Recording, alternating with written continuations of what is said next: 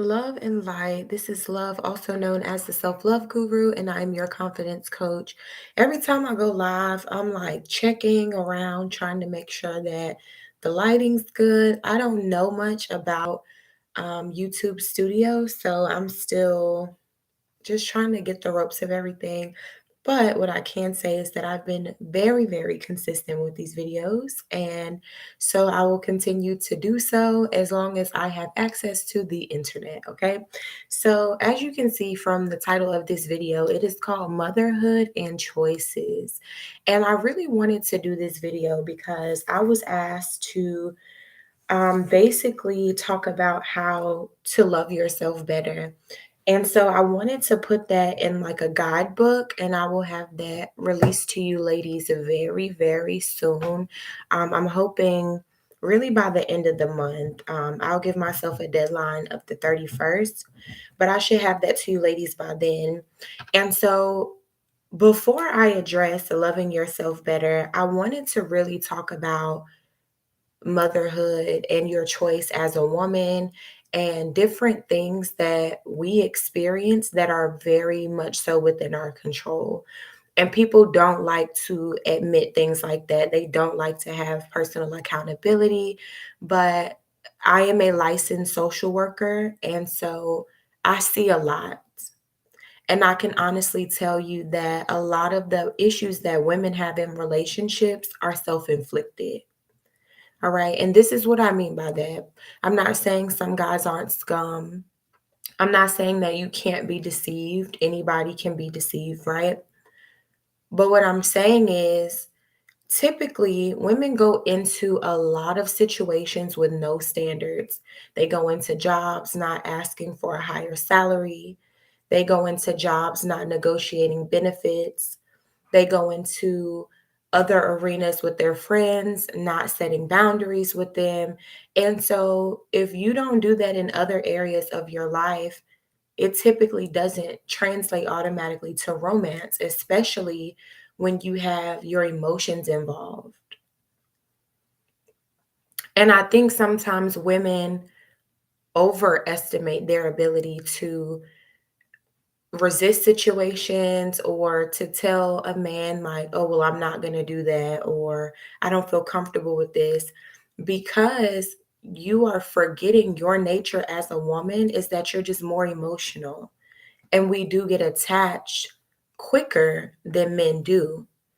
And so you have to remember to use your nature in your favor. If you understand yourself and who you are and how you operate, there's just a lot of things that you won't do.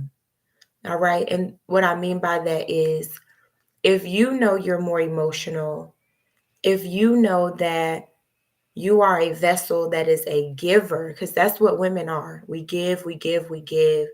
And sometimes it's difficult to accept when a man stops giving you something in return, or even if he's giving you the bare minimum, because we invest so much, right? So much of our time, our energy, resources, whatever the case may be. And so your job as a woman is to choose a partner who understands that as a man, I could never repay you for your role and everything that you are in my life, but I'm willing to take care of you and be a provider. I'm willing to be a protector. Like, I want to be that safe space. And that is a major job, but it's their only job, right? That's all you need from a man. And so what's happening is women are looking to men for very strange things like emotional support. Like he doesn't have the capabilities. He may think he can, and he may tell you that, oh well, if you get stressed out, just talk to me, da da da da. Da. But men and women are built different. Like, I can go to my man and tell him something that may be bothering me within the relationship, but I don't bog him down about other stuff that bothers me. There's things that I would never discuss with my fiance. Why? Because he is a man. And so I have my woman friends, or I have, groups of people that I talk to when it comes to business things for myself, but I can't let him in on everything. It just doesn't make sense to do. So I see a couple things. A, not knowing what a man's role is. B, not knowing what your role is. C, going into these situations without standards. And then D, bringing children into that chaos and not being able to hold yourself accountable and say, you know what? I really did not properly vet this man, but I'm here. So now that I'm here, what game plan am I going to create to make either the situation work for me, or if it's too toxic? And I'm not talking about you feel like mentally you can't handle it. That's that's not considered toxic, because sometimes you have a situation where a man may not be a good man to you, but he's still a good father. So you shouldn't keep a man like that away from his children, period. Right? So you have to learn to get along with this man that you've chosen to procreate with. Women have choices. And as a social worker, I brought that up because there's so many women who are single by choice. Like they will wait until they get pregnant and then be like, oh, yeah, now it's time for me to go because I have a baby with you. Instead of being like, okay, well, before we sleep together, let me observe this man and see if this is the type of man I would want to be the father of my child. Do I like the way he thinks? Do I like the way he carries himself? Does he have any money to support me and a baby? Because during pregnancy, you're in an extremely vulnerable state, more vulnerable than you would think. You have this idea of what that vulnerability will be like, but you have no clue. Once those emotions kick in and the hormones overtake you, and you have different things going on with your body that don't make sense, I'm telling you, it's like a complete 180. And this is why they say that motherhood changes you. But if you're not being strategic in your decision making, do you think that all of a sudden you're going to become strategic with a baby? It doesn't work that way. So then you decide the executive decision is to just cut this man out of the entire process. That's not even fair, and it's not okay. It's not. You need to figure it out. Whatever that may look like. If you need to go somewhere to a family planning clinic, if you need to hire a coach, if you need to go to a therapist, figure it out. Like sit down and start planning if that's not what you're doing now. You need to be a planner. Let me tell you how much of a planner you need to be. You need to plan to the point you understand that life is fluid and flexible, right? So things will come up. That's natural. However, if you have a plan and something causes you to detour or deviate from that plan, temporarily, then you have something to support it and back it up and say, okay, well, since I can't do this right now, let me do this instead. I'm not going to be able to allot all my money towards debt because I had to take some money out of my savings account.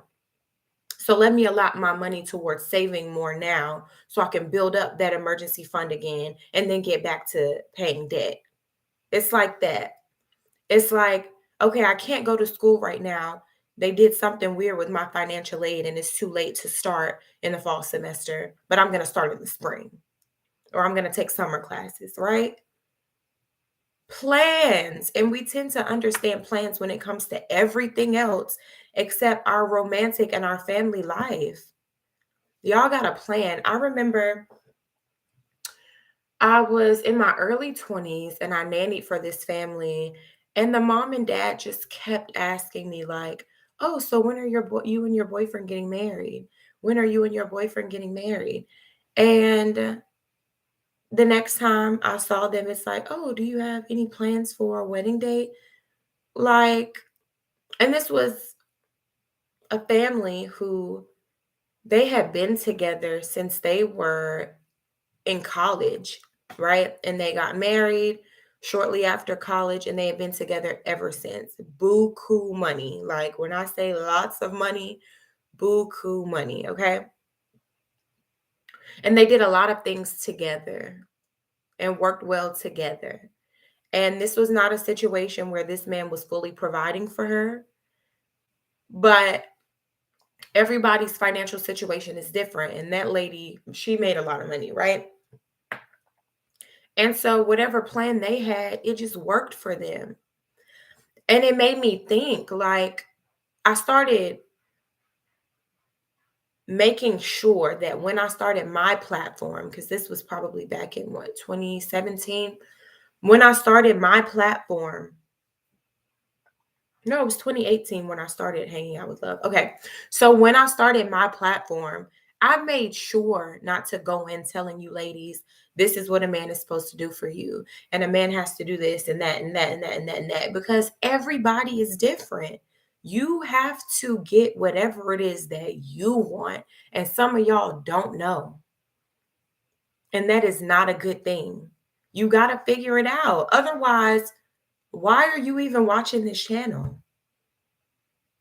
Why are you watching me? Why are you watching anybody that speaks on relationships, self-love, or any of the above? Why are you watching them? Just to gather information? Before you watch a video for entertainment purposes or just to learn something, really ask yourself, like, what am I trying to gain? Like me, in the world of personal finance, that's big to me. I'm still a licensed life insurance agent. I actually had a policy to change yesterday because someone wanted to add more coverage to their policy, and it was really cool. That reminds me, I need to do my continuing education credits. So let me just write that sidebar um, for life insurance. But it was really cool. And so that was my first time actually having to, do a policy change or whatever. And so I say that to say there is always going to be something that you're working towards, or should always be something that you're working towards. Um, when I watch videos on personal finance, on budgeting, saving, investing, it's because that is where I want my life to head next. Like I have been wanting to start investing money and saving for retirement for a long time. And I just never did it because I'm always like, well, every time I get a job, I feel like I kind of like aspects of it, but there's more aspects that I don't like more than anything. And I really love being an entrepreneur and having these creative new ways to make money. And so before I got into my current position, I just wasn't satisfied with anything. And so I'm like, well, I don't need a 401k, right? But now I'm about to have a baby. And so my perspective is shifting. And what I don't want for you ladies is for your perspective to shift in the wrong way once you're pregnant. Like finances, okay, that's natural. I started a baby bank account. I started saving for retirement. I did my elections for my 401k this week.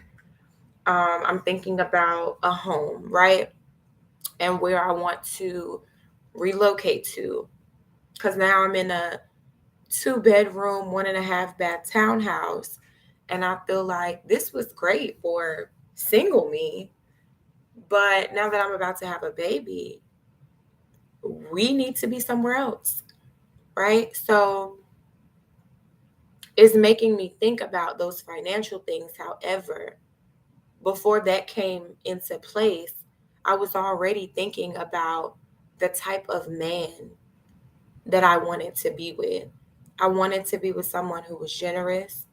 I wanted to be with someone who I knew had my back and who would take care of me and support me. I knew I wanted to be with somebody who was head over heels for me, adored me, who genuinely sees me as a beautiful person, um, so that we can work better together, right? And so I had these different things in mind that I wanted for me before the baby came into play.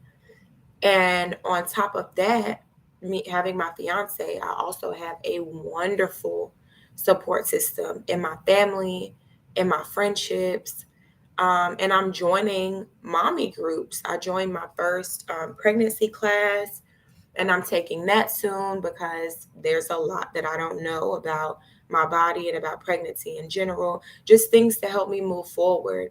But I feel like I have to do these videos now because I don't think it would be right for me to enter this stage in my life where I'm literally engaged, having a baby, and not tell you what's real. I talk about it all the time, but now that I'm actually in that position, I mean what I say even more. Like I meant it before as a clinician, as a therapist, but now I mean it like, okay, I'm living it. And I know that me being a single woman going through this pregnancy would have been terrible. It would have been horrible.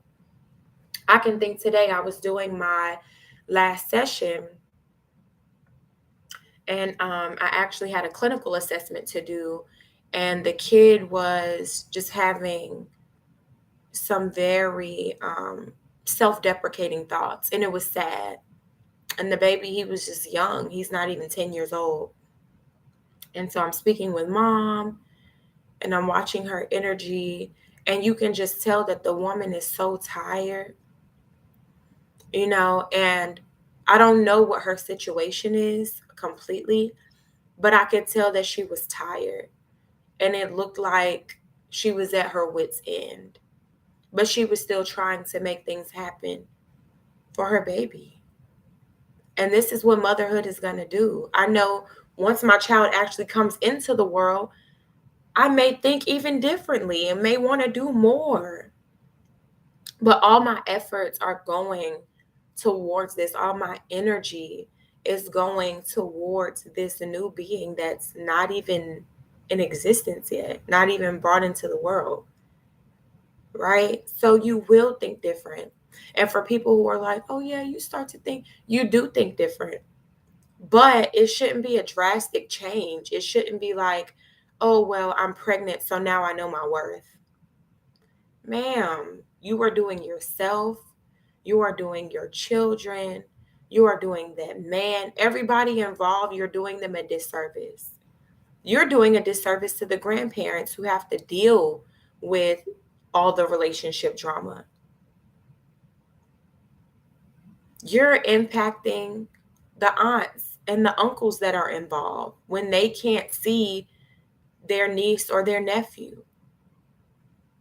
Like, you got to think.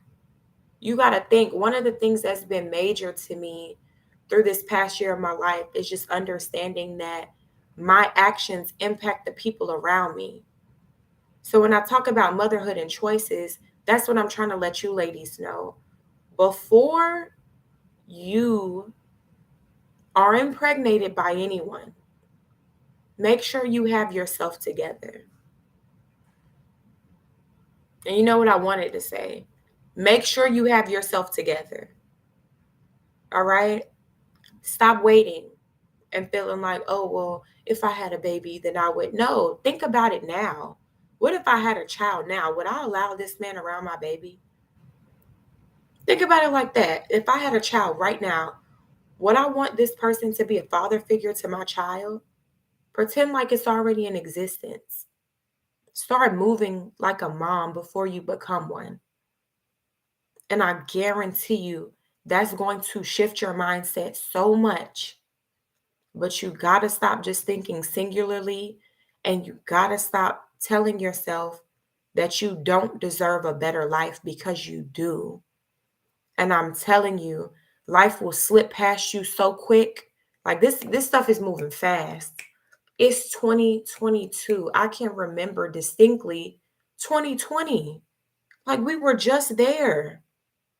We were just there. Literally. Please get it together. I love you so much. I hope this video was beneficial to somebody. Share it with a friend, tag a friend, Tell your friends to subscribe. I am on the road to 100 subscribers, and I'm not gonna lie, I haven't been really pushing the whole subscriber thing, because I like having paying customers better. That's what's important to me. People making sure that they come to me for my knowledge and expertise because I like to give it. So why not get paid for it, right? Um, so that's been really my major concern. But now I'm like, okay, I want to be a YouTuber. So definitely want to get more subscribers. So I'll be working on it. I'll be working on it. That's all I can say. I love you. Have a wonderful day. If you did not get tickets for my event this Saturday, which is how to make him crazy, make sure you get those tickets. Okay, the tickets are on Eventbrite. Get those tickets. Get those tickets. Get those tickets. I will make sure that they are in the caption, and also make sure that you visit the Hanging Out with Love website so that you can get everything else that you need. And that book will be there very, very soon. Like I said, it'll be there by the 31st, I promise. So if you're not subscribed to, well, following me on Instagram to know when that drops, make sure you follow my IG. All right. Adios.